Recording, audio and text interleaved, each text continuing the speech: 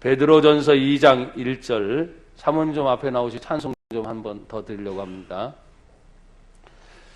하나님 말씀 베드로전서 2장 1절부터 10절의 말씀을 우리 합독해서 하나님 말씀 읽도록 하겠습니다. 다 같이요. 시작. 그러므로 모든 악독과 모든 기만과 모든 예식과 시기와 모든 비방하는 말을 버리고 갓난 아이들 같이 순전하고 신령한 젖을 사모하라. 이는 그로 말미암아 너희로 구원에 이르도록 자라게 하려 함이라. 너희가 주의 인자하심을 맛보았으면 그리하라. 사람에게는 버림바가 되었으나 하나님께는 택하심을 입은 보배로운 산돌이신 예수께 나아가 너희도 산돌같이 신령한 집으로 세워지고 예수 그리스도로 말미암아 하나님이 기쁘게 받으실 신령한 제사를 드릴 거룩한 제사장이 될지니라.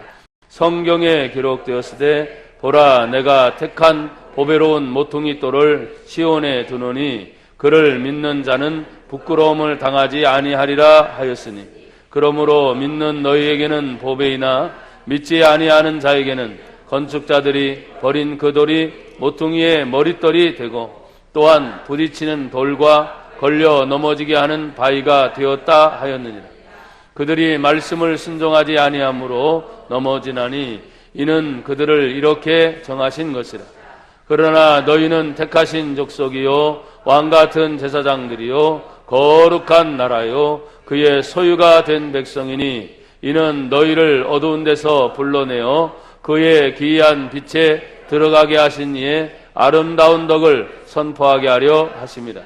너희가 전에는 백성이 아니더니 이제는 하나님의 백성이요 전에는 국류를 얻지 못하였더니 이제는 국류를 얻은 자니라. 아멘. 할렐루야. 오늘 저는 집중적으로 2장 3절 4절을 중심으로 3절에 보면 너희가 주의 인자하심을 맛보았으면 그리하라. 4절에 사람에게는 버림바가 되었으나 하나님께는 택하심을 입은 보배로운 산돌이신 누구에게 나아가? 예수께 나아가. 그래서 예수께 나아가. 주님의 인자하심은 예수님께서 하나님으로 하여금 은혜 받는 자리로 자꾸 나아가게 하는데 2016년 주제가 바로 신령한 집, 거룩한 제사장이 되는 것입니다. 그래서 5주간 동안 이 주제로 베드로전서 2장 1절로 10절을 가지고 계속 얘기를 나눴는데 여러분이 아예 머릿속에 자다가 일어나도 신령한 집, 거룩한 제사장, 내 마음에 조금 생각해도 신령한 집, 거룩한 제사장, 이런 자세를 가지고 내가 직장에 가든지 가정에 있든지 어디에 있든지 항상 이것으로 여러분이 승리하기를 축복합니다. 그래서 오늘 4절에 예수님께 나아가라는 그 말씀을 우리가 생각하면서 찬송가 예수 앞에 나오면 287장 찬양 한번 드리고 하나님의 말씀을 다시 한번 은혜로 받기로 합니다.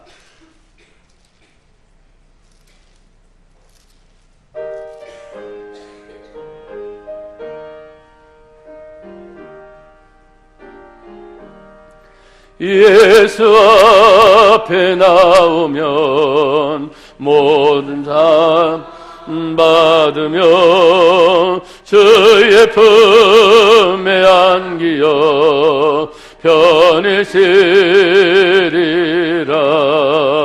우리 주만 믿으면 모두 구원 얻으며 영생 복락멸류관 확실히 받겠네. 예수 앞에 나와서 은총을 받으며 마음의 기쁨 넘치어 감사하리라.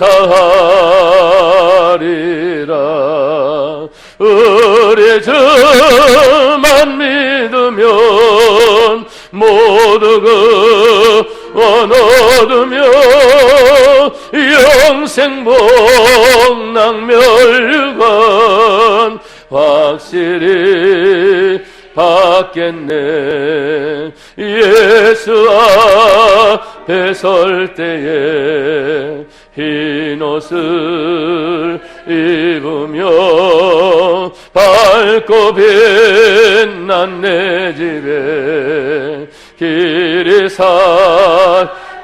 우리 주만 믿으면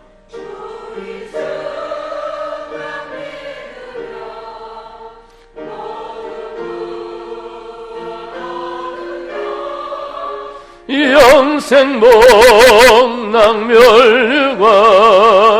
확실히 받게. 1절만 더. 예수 앞에 나오면 제사함 받으며 제사함 받으며 주의 품에 안기어 편히 쓰리라.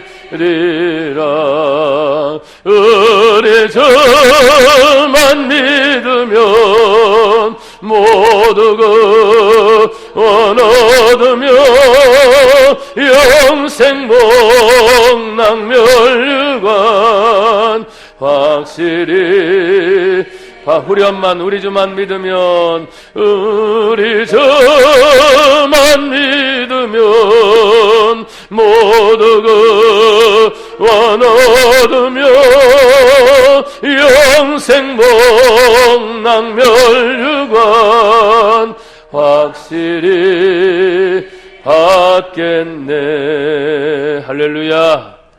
예수 앞에 나오면 모든 죄 사함을 받는다고 이미 선포하셨어요. 일주일 동안에 여러분들이 살다 보면 다른 문제가 아닙니다. 마음에 근심, 염려, 걱정이 있는데 성경은 이미 선포하셨죠. 요한복음 14장 1절에 너희는 마음에 근심하지 말라. 하나님 믿으니 또 나를 믿으라. 근심과 염려의 걱정의 문제가 아니고 사실은 죄와의 싸움이에요. 죄와의 싸움. 욕심이 잉태한 즉 죄를 낳고 죄가 장성한 즉 사망에 낳느니라. 그러면 이 죄라는 것은 언제나 보면 그 뒤에 돈이 아니고 사람이 아니고 또 주변의 환경의 문제가 아니라 세상의 공중의 권세 잡은 자의 힘이라고 성경은 말하고 있어요. 그러면 여러분 세상의 임금 또 하늘에 있는 악한 영들 이런 것이 결국 통칭을 한다면 사탄의 세계입니다. 사탄의 세계. 하나님의 세계가 있듯이 사탄의 세계가 있습니다. 우리는 또 다른 말로 말하죠. 마귀, 또 귀신의 세계라고 말하는데 나나 여러분이 일주일을 살아가면서 그냥 정신없이 산다 이런 말을 해요. 정신없이 산다. 그러니까 여러분 정신 없으면 죽습니다. 정신 차리고 사세요. 어디에 정신이 없어지는지 모르지만 바빠서 힘들어서 어려워서 때로는 돈 때문에 사람 때문에 또 여러 가지 문제 때문에 사람들은 힘들다고 말하지만 오늘 성경은 말합니다. 산돌이신 예수님께 나아가라. 산돌, 말 그대로 살아있는 돌입니다.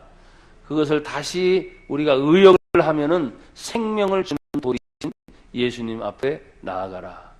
근데 왜 돌을 얘기했을까? 돌은 오늘 여러분 5째 동안 계속 얘기했지만 하나님의 교회가 세워지는 가장 중심적인 위치에 세워지고 마감을 하는 것이 뭐라 그랬어요? 바로 모퉁이의 머릿돌이다 그랬어요. 예수님이 가장 중심의 핵심 축에 있다는 거예요. 그러는 예수님이 당신 자신이 살아있는 돌이다. 그럼 예수 앞에 나오면 죄사함을 받는다. 여러분 우리가 의인이잖아요. 의인법이라고 표현하는데 우리가 주님의 품에 지금 어떻게 안길 수 있어요? 주님이 없는데 내 눈에 안 보이는데. 그런데 베드로 사도는 1장에서 말하지만 너희가 예수를 보지 못하였으나 지금도 예수님을 사랑하는도다. 눈에 보여서 사랑하는 게 아니고 요한복음 1장 12절에 보니까 영접하는 자 곧 그 이름을 믿는 자들에게는 하나님의 자녀가 되는 권세를 주셨으니 예수를 믿어서 예수님이 내 안에 이미 계신 줄 믿습니다. 그렇게 보면 내 안에 계신 예수님이니까 내가 예수님을 품고 있는 것처럼 생각이 드는데 찬송을 부르다 보면 그게 아니고 주님의 품에 내가 안겨진다. 내가 큰 것이 아니라 내 안에 계신 예수님이 내 안에 계신 주의 성령이 얼마나 크신지 여러분이 마음을 놓고 말했잖아요. 긴장해서 풀고 염려, 걱정이 떠나가고 주님 주신 평안과 은혜가 찾아오면 예수님 말하는 것처럼 내가 주는 평안은 세상이 주는 것 같지 아니하다. 내가 나의 평안을 너희에게 주노니 너희는 두려워하지도 말고 걱정하지도 말아라. 그렇게 말씀을 하시잖아요. 그러니까 내 안에 계신 예수님이 그냥 내가 생각할 때만 생각나는 것이 아니고 그 예수님이 나를 전체로 이끌어 간다는 것을 생각하세요. 여러분 몸이 사실은 못 따라 움직여요? 여러분의 생각 따라 움직이죠? 내가 어디 가야지 뭐 합니까? 생각하지요. 내가 뭐 먹어야지 생각하지요. 그래서 생각 따라 움직이네. 생각 따라. 오늘도 나나 여러분들은 주님이 우리의 생각을 움직여 주시고 우리의 마음을 움직여 주셔서 교회 가야지, 예배를 해야지. 그렇지, 오늘 주일이구나. 여러분, 어떤 사람은 주일도 모르고 지나가는 사람들이 있을까요, 없을까요? 있어요. 시간이 어떻게 지나가는지 모른대요. 과연 그런 시간들을 누구를 위해서 쓰는 것인지 모르겠지만 성경은 말합니다. 시간의 주인이요, 생명의 주인이요, 역사의 주인이 누구냐? 하나님이시다. 하나님 앞에 나와 여러분들이 서는 날이 반드시 있을 텐데 과연 그 하나님 앞에 어떤 이유를 댈 거예요? 둘 중에 하나죠. 잘했다, 착하고 신실한 종아. 나는 우리 교회 성도들이 그런 칭찬을 받기를 바랍니다. 약하고 게으른 종아, 책망을 받아서 성경에 보니까 이 사람을 바깥 어두운 데 갖다 넣어라. 그 어둠이 뭡니까? 성경은 지옥이잖아요. 그래서 교회를 다닌다고 해서 구원받는 게 아니에요. 착각하지 마셔야 돼. 내가 예배를 드리고 있으니까 구원받는다. 아니, 그 예배가 하나님이 받으시는 예배가 되어야 됩니다. 내가 기도를 하니까 무조건 하나님이 들어주신다. 천만에. 성경은 무조건이 아닙니다. 하나님이 듣는 기도가 따로 있어요. 하나님이 받으시는 예배가 따로 분명히 있어요, 없어요? 있습니다. 성경에 말하자니 가인과 아벨이 똑같이 하나님을 생각하고 예배를 드렸는데 가인의 제사는 받지 않으시고 아벨의 제사를 하나님 받으셨다. 우리에게 가르쳐주는 교훈이 뭡니까? 예배를 드려도 다 받는 것이 아니구나. 근데 성경에 아벨의 제사를 뭐라고 해석을 했느냐? 히브리서에 있는 말씀을 보니까 아벨은 믿음으로 하나님께 예배를 드렸다. 그러면 가인은 믿음으로 드린 게 아니라 형식적으로 드렸다는 거예요.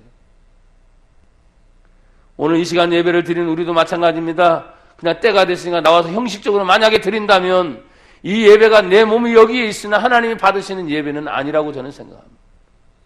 이왕 하나님이 나를 내 마음과 생각을 움직여서 내 발걸음이 여기 왔다면 어떤 때는 이것이 내 생각이었다. 그래요. 그럴 수도 있어요. 그러나 깊이 찬양하다가 또 예배드리다가 예배의 모든 순서 인도를 받다가 보니 이것은 절대적인 내 생각이 아니었구나. 하나님이 나를 부르셨구나. 하나님이 인도해 주셨구나. 우리가 지금 찬양을 부른 것처럼 예수님 앞에 나아갈 수 있도록 하나님이 길을 열어주셨구나. 이런 믿음이 내게 생길 때 아, 이 예배가 하나님이 나를 인도해서 드리는 예배구나. 이런 자세가 하나님이 받으시는 예배란 말이에요. 여러분 예수님 앞에 나오면 제사만 받습니까? 찬양 드린 것처럼 예수님 앞에 나와서 있다 보면 은총을 받습니다. 내 마음에 기쁨이 넘칩니다. 불평이 사라집니다. 원망이 사라집니다. 그리고 감사가 넘칩니다. 여러분 예배 드리면서 감사를 많이 생각하셔야 돼요. 예배 드리면서 딴 생각하지 말고 하나님 말씀을 들으면서 집중하면서 온 몸과 마음과 뜻과 정성이 하나님께로 향하여 갈 수 있도록 저는 늘 설교를 하면서 이렇게 생각합니다. 주님, 내가 하나님의 도구로 설교를 하고 있지만 나도 하나님 앞에 예배자로 지금 씁니다. 이 설교가 성도들에게 들으라고 하는 말씀만이 아니라 내가 말하면서 나에게 주어진 하나님의 말씀으로 나도 그렇게 생각합니다. 예배의 영광 받으실 분은 오직 단 한 분, 하나님 아버지밖에 없어요. 그러니까 나도 예배자요, 여러분들도 예배자요. 모든 순간순간 하나도 놓치지 아니하고 여러분들이 예배당 들어오는 순간부터 모든 순서, 사회, 또 절차 그런 것들을 놓치지 말고 다 어떻게 해요? 하나님께로 나아간다. 하나님이 내 예배를 받으신다. 그런 자세로 서기를 축복합니다. 사랑하는 여러분, 우리가 예수님 믿으면 구원을 받는 거 성경에는 말합니다. 영생 복락을 누리는데 확실히 누리는 것을 이미 우리의 찬송가 287장에 이미 다 얘기하고 있어요. 그리고 3절은 그렇게 말하잖아요. 언젠가 우리가 주님 앞에 설 때, 여러분 성도의 세마포 흰옷 입고 서는 거 아세요? 요한계시록을 보면 성도의 세마포 흰옷이 무엇입니까? 바로 성도들의 올바른 행실이다. 이렇게 해석했어요. 또 성도들의 세마포는 뭐냐? 예수님의 보혈을 상징하고 있어요. 예수의 십자가 보혈만이 우리를 깨끗게 하실 수 있다. 그 어떤 것도 이 세상에 아무리 좋은 표백제가 나와도 여러분 우리의 죄를 깨끗게 씻을 수 있는 건 아무것도 없어요. 오직 예수의 피밖에 없는 줄 믿습니다. 사랑하는 여러분, 이제 본문으로 돌아오면 베드로전서 2장 3절에 너희가 주님의 인자하심을 맛보았으면 그리하라. 그러면 2장 1절에 버리는 거 얘기했죠. 2장 2절에 순전한 젖을 사모하는데 그것이 신령한 젖이며 구원으로 자라는 것에 대해서 이미 다 설명했습니다. 이것이 주님의 인자하심을 맛보았으면 너희는 그렇게 하라고 했는데 나는 주님의 인자하심이 과연 뭘까? 참 많은 것이 있어요. 많은 것들이 찾아보면. 그러나 나는 오늘 여러분에게 말씀드리고 싶은 거 뭐냐면 주님의 인자하심은, 따라합시다. 주님의 인자하심은 예수님께서 하나님께로 인도하는 것이다. 할렐루야. 그거를 오늘 말씀을 드리고 싶은 거예요. 주님의 인자하심이 뭐냐? 예수님께서 우리들을 하나님께로 인도해 나가려고 할 때 우리의 본질상 에베소 2장에 말씀한 것처럼 이미 우리는 죄와 허물로 죽어 있는 우리예요. 이미 죽었단 말이에요.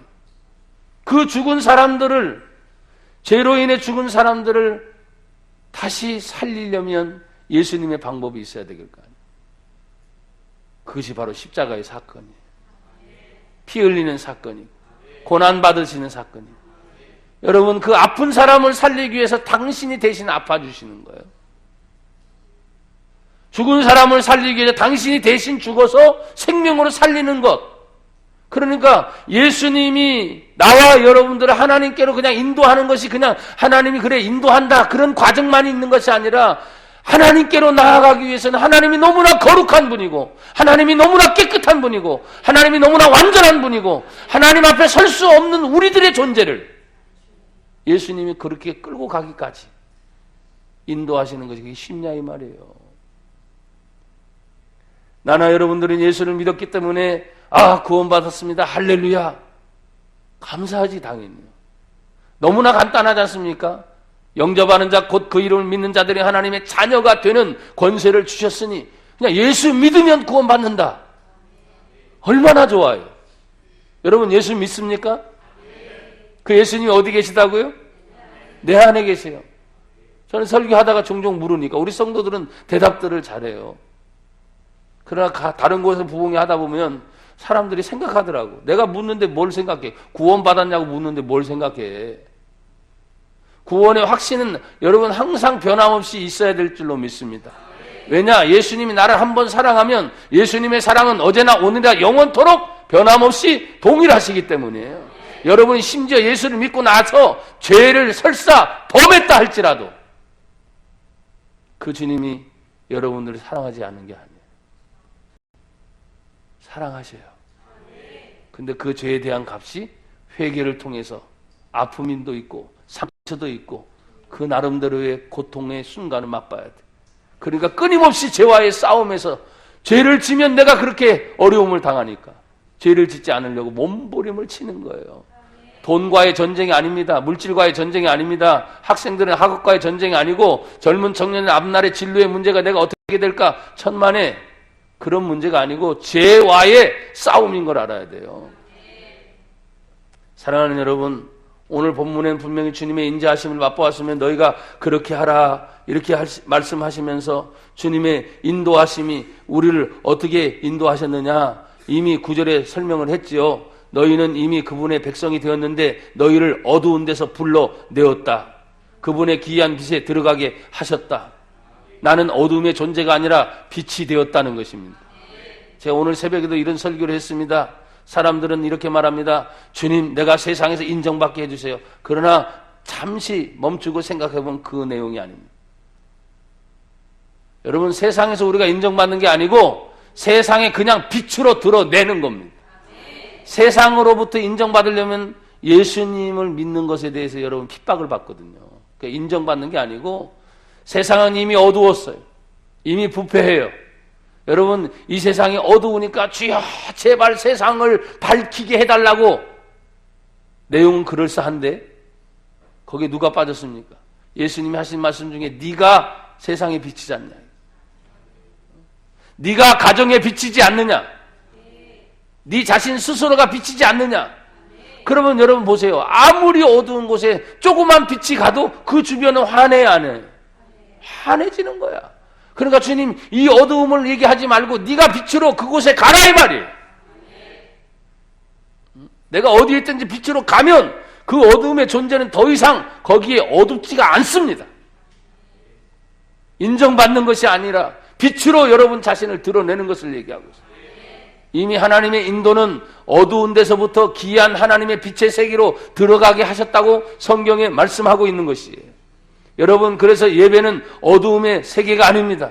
여러분이 아무리 힘들고 어렵고 또 어두운 세계에 있다 할지라도 예배의 순간에 들어오면 모든 것이 밝아지는 겁니다. 여러분 마음이, 생각이 혹시 무겁습니까? 일주일 동안 살아오면서 뭐 여러 가지 문제 때문에 힘들어서 아마 무거울 수도 있어요. 그러나 예배 드리는데 계속 그런 무거운 상태로 여러분 그러고 있다가 할 겁니까? 그럴 수는 없잖아요. 예수님 하신 말씀 기억합니까? 수고했느냐? 인정하시죠? 수고하고 무거운 짐진 자들아 다 내게로 어떻게 해요? 오라. 내가 너희를 쉬게 하리라. 돌아갈 때도 무거운 거 그대로 가지고 가시겠어요? 수고한 거 압니다. 애쓴 거 압니다. 공부하는 학생들 공부한 거 알고, 직장인들 직장생활 힘든 거 알고, 사업하는 사람들 사업하는 거 힘든 거 알고, 모든 문제가 사실 먹고 사는 것의 문제라고 사람들은 얘기하는데, 그냥 우리가 성경적인 입장에서 보면 예수를 믿는 믿음시키기가 어려운 시대가 점점점 우리에게 다가오고 있다는 것을 알아야 됩니다. 하나님 말씀을 지키기가 힘든 시대가 점점점 다가오고 있다는 것을 알아야 돼요. 그런데 하나님의 인자하심이 우리를 향해서 말하는 것이 뭡니까? 하나님, 내가 예수를 믿으니 버릴 걸 버리게 하시고 취할 걸 취하게 하시고, 이게 이제 선택권이 생겼다는, 다른 말로 우리에게는 영적 분별력이 생겼다는 거거든요. 내 눈이 보이는 것이 전부가 아닙니다. 보이지 않는 또 다른 세계가 있음을 기억해야 됩니다. 돈의 문제라고 사람들은 항상 얘기합니다. 돈. 그러나 이 돈만 보이면 안 되는 거예요. 돈 뒤에 또 다른 세계가 있음을 여러분들이 아셔야 된단 말이에요. 사람의 문제로 아이고 그것 때문에 힘들다 그러지 말고, 사람 뒤에 또 다른 영의 세계가 있는 것을 알고, 여러분 영의 세계가 이 육신의 세계를 이끌어가고 있는 것을 여러분 아셔야 되는데, 내가 육신에 너무나 젖어 있다 보니까 영의 세계가 안 보이는 거예요. 여러분 진짜 영이 중요합니까? 육신이 중요합니까? 진짜 영이 중요하거든요.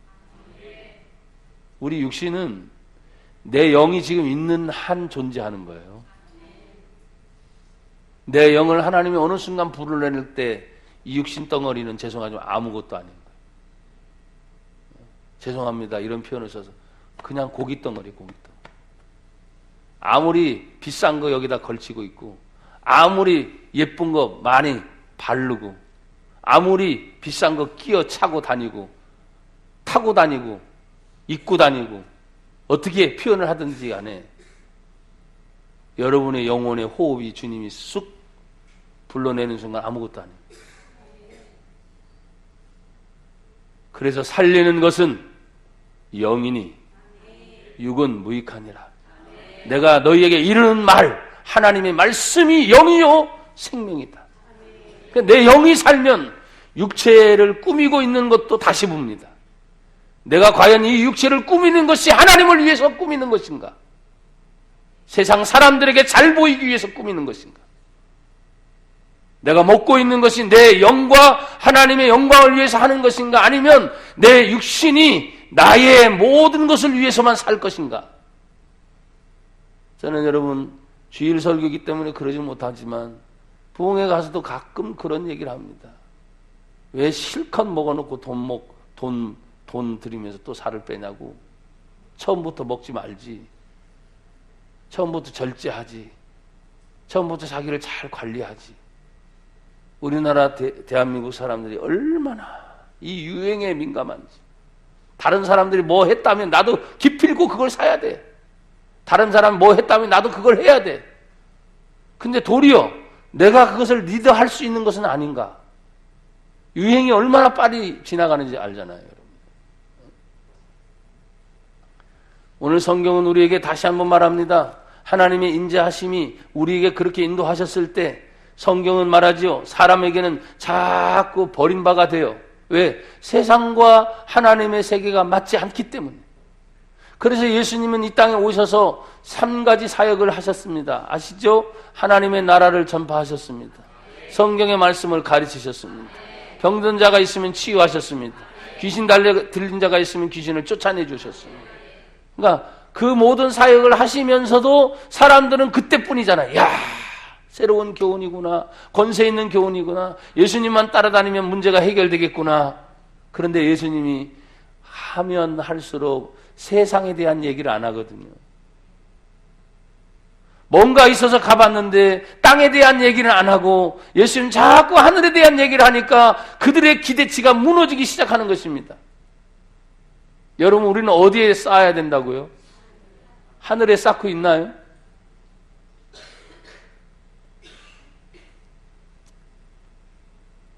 지식으로만 알지 않기를 바랍니다. 성경의 말씀은 생명이라 그랬잖아요. 지식을 여러분에게 쌓아두는 것이 아니고.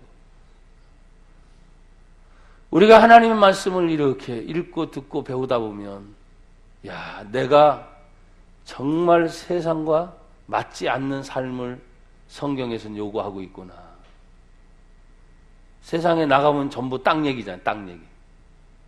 땅 얘기하는 거니까 여러분 오해 없이 들으세요. 부동산 말하는 게 아니고 세상엔 전부 다 세상에 있는 것들만 그 수준에서 벗어나지를 못하잖아요. 그러다가 가끔씩 하늘의 얘기를 하는 사람이 있으면 여러분 맞아요, 안 맞아요? 안 맞는 거예요. 이게 이상한 사람이네. 안 맞는 거예요. 여러분 정신 바짝 차리십시오. 세상에 종말이 옵니다. 당신의 죽음이 옵니다. 그래 누가 몰라? 그걸 위해서 준비하십시오. 얘기하면은 그건 그때 가봐야지 이런 얘기예요. 여러분 이렇게 건강하게 뵈서 감사해요. 아프지 않고 뵈서 또 감사하고. 하나님 앞에 나와 여러분이 서야 될 것이 제가 2016년 주제가 신령한 집으로 세워지는 것. 거룩한 제사장으로 나와 여러분이 쓰임 받는 것에 대해서 사람이 욕심을 품다 보면 한없이 먹고 싶은 게 많고 가지고 싶은 것이 많고 소유하고 싶은 것이 많아지고 그리고 그것이 채워지는데 보면 또다시 또 다른 것을 생각하고 또 다른 것을 생각하는 것인데 성경은 그 일축을 해버려. 일축.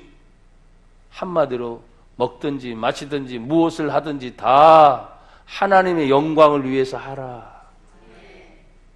이것도 우리가 지식으로만 알면 안 되는 거고 정말 내가 하나님의 영광을 위해서 하고 있는가? 학교생활, 직장생활, 사업하시는 분들, 젊은 청년의 진로도 참 걱정된다 많이 얘기하지만 여러분 기도하시면서 정말 하나님 영광을 위해서 갈 수 있는 길을 하나님 열어주세요. 기도해서 가다 보면 여러분 옛날보다도 직업군, 선택군이 많이 늘어났어요, 안 늘어났어요? 어마어마하게 많이 늘어났죠. 옛날엔 직업으로 군류를 해도 여러분 직업이 그렇게 많지 않았거든요. 지금은 선택의 폭이 그만큼 넓어졌는데도 그만큼 직장 선택이 어렵다는 거야. 자신의 진로를 선택하기가 그만큼 어렵다. 너무 세분화가 되니까 너무 많아지니까 너무 걱정이 되는 거야. 옛날에 그냥 단순했잖아요. 단순했으니까 할 게 없으니까 그것만 해야 돼. 걱정하고 염려할 필요가 없어요. 왜? 그것만 해야 되니까. 근데 지금은 이 생각, 저 생각을 많이 해야 되는 거예요. 그러니까 복잡할수록 우리에게 좋고 다양할수록 좋은 것 같은데 아니요. 고민거리가 더 많이 생깁니다. 그래서 오래간만에 여러분에게 말합니다. 한번 따라합시다. 바보가 됩시다. 한 번 더. 바보가 됩시다.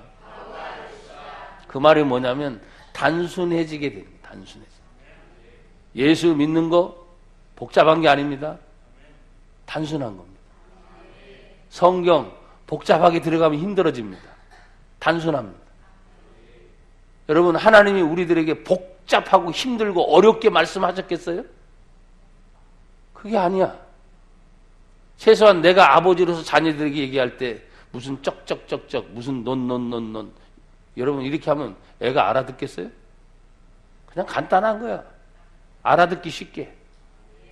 설명 안 해도 내 말을 무슨 말 하면 알아듣기 쉽게.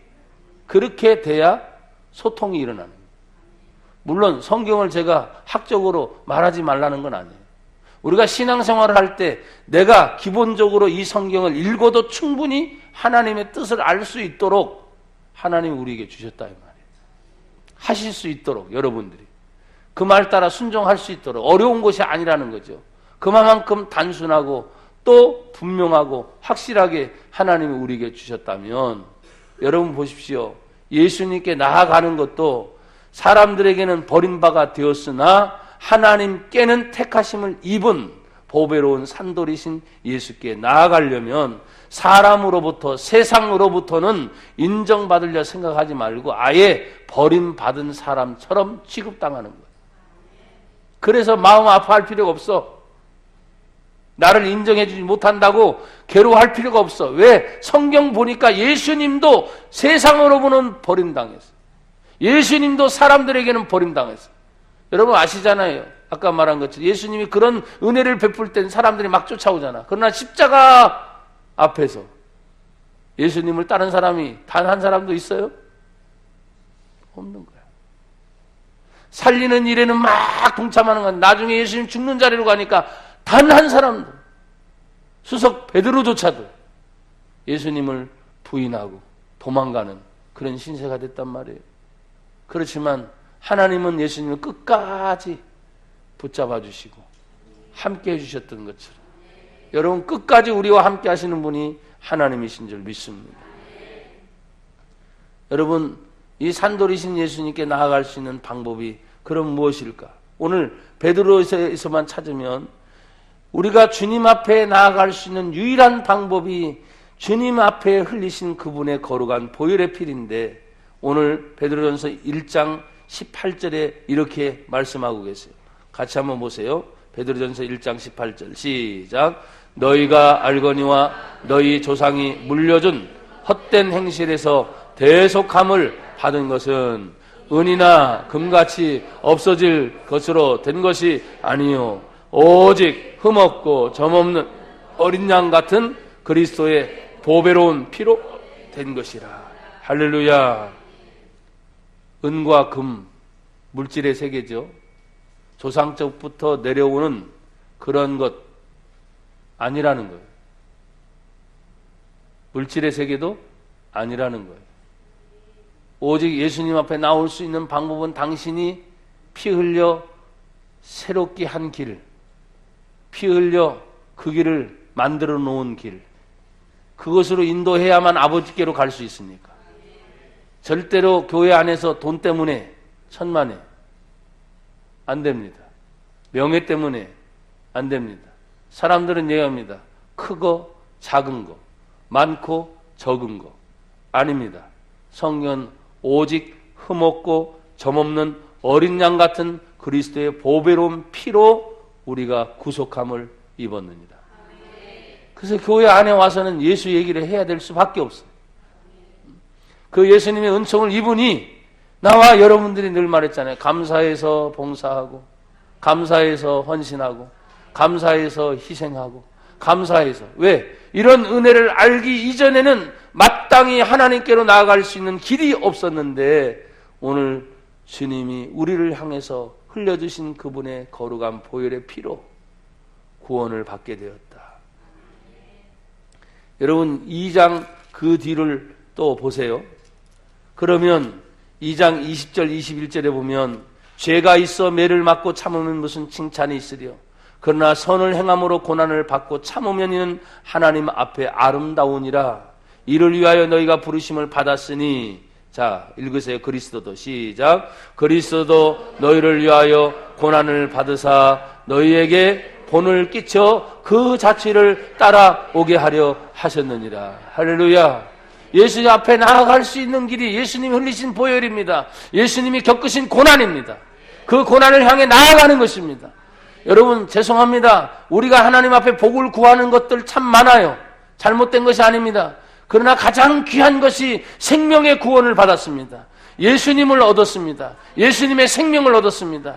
그러니까 내가 예수님 때문에 죽음을 향해 가도, 고난을 향해 가도 이 세상에서 많은 복이 있다는 것을 생각할 때 가장 귀한 복이 뭐냐? 성경에 말합니다. 그리스도의 발자취를 따라가는 것이다. 예수님처럼 사는 것이다. 그런데 그분이 그 발자취가 어떤 발자취냐? 22절부터 자세히 나옵니다. 그는 죄를 뭐 하지 않았어요? 그 입에 뭣도 없었어요? 23절에 보니까 죄도 없으시고 거짓도 없으신데 뭘 당하셨어요? 근데 나와 여러분들은 죄가 있어요, 없어요? 죄 짓고 욕먹는 거 당연하죠? 거짓이 저와 여러분이 있습니까, 없습니까? 거짓이 있으면서 욕먹는 거 당연하잖아요. 근데 예수님은 죄도 없고 거짓도 없는데도 욕을 당하셨어요. 그런데 그 욕을 당하신데 맞대어 욕하지 아니하시고, 우리는 어떻습니까? 더 뻔뻔하나. 죄 있으면서 욕하는 건데 왜 욕하냐 그러잖아요. 그리고 나중에 뭐예요?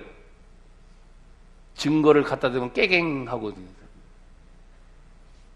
원래부터 여러분과 저는 죄인입니다.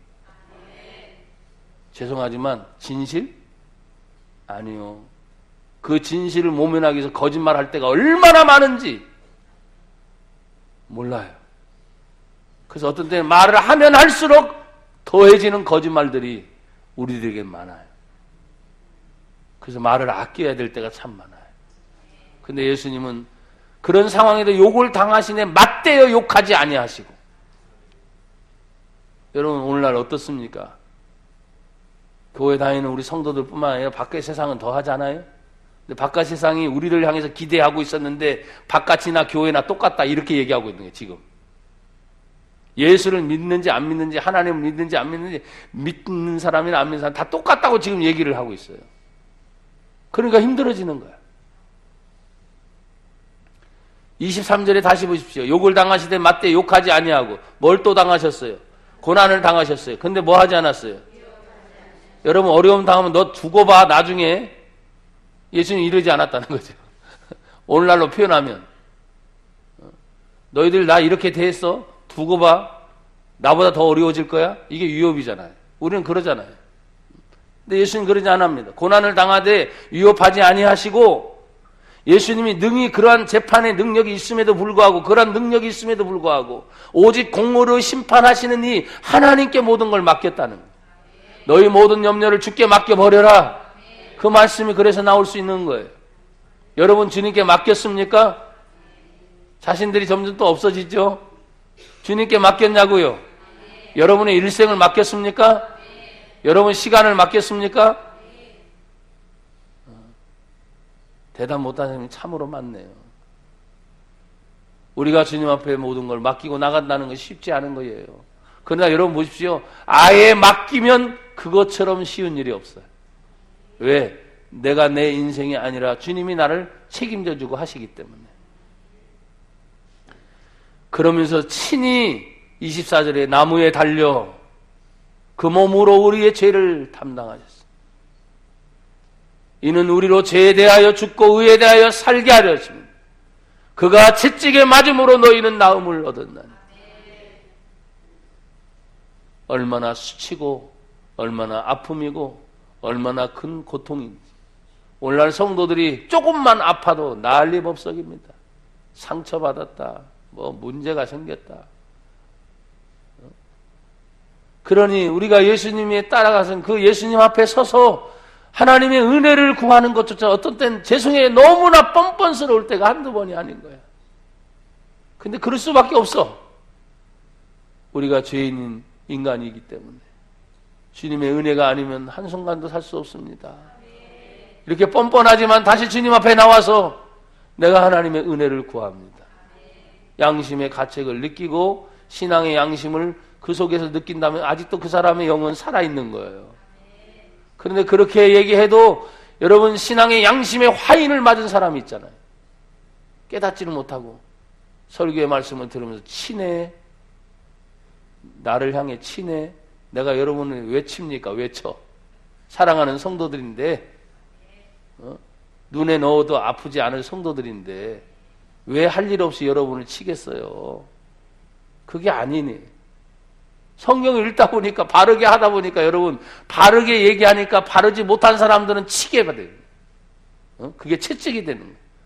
바르게 사는 사람들은 어떻습니까? 말씀이 옳습니다. 아멘, 할렐루야. 그렇게 열심히 더 살겠습니다. 둘 중에 하나지 뭐. 여러분, 25절은 이렇게 결론을 맺잖아요. 너희가 전에는 양과 같이 길을 잃어버리고 살았는데, 목적 없이 살았는데, 세상 따라 살았는데, 사람 따라 살아갔는데, 그러나 이제는 너희의 영혼의 목자와 감독 되신 이에게 이제 돌아왔구나. 그게 하나님 앞에 예수님께로 나아가는 길인 거예요. 그래서 막 길을 잃어버리다가도 예배 중에 아차, 내가 바르게 주님 앞에 서야 되겠구나. 그게 정신을 차리는 거예요. 사랑하는 여러분, 돈도 필요하고 명예도 필요하고 먹고 마시는 것도 다 필요한데, 오늘 성경 우리가 정말 신령한 집으로 세워지기 위해서, 내가 하나님 앞에 거룩한 제사장으로 쓰임받기 위해서 산돌이신 예수님 앞에 나오지 않으면 안 되는 거예요. 그래서 예수님 앞에 나오기 전에 당신이 하나님께로 인도해 가는 그 길을 지금 베드로 전서 앞장 뒷장에서 다시 찾아봤어요. 성경은 언제나 해답이 있습니다. 여러분, 문제가 있어요? 문제는 반드시 풀리게 되어 있습니다. 여러분, 시험이 있어요? 시험도 반드시, 시험지도 푸는 답이 있잖아요. 그것이 바로 성경 안에 있습니다. 오늘도 나와 여러분들이 항상 더 2016년 내내 신령한 집으로, 거룩한 제사장으로 주 예수님 앞에 나아갈 때마다 언제나 생명으로 승리하기를 축복합니다. 감사합니다. 하나님, 주신 말씀 생각하며 더욱더 예수님 앞에 나아가는 삶이 되겠습니다. 그리고 그 예수님과 함께 동행하는 삶으로 승리하게 하옵소서. 예수님 이름으로 기도합니다. 아멘.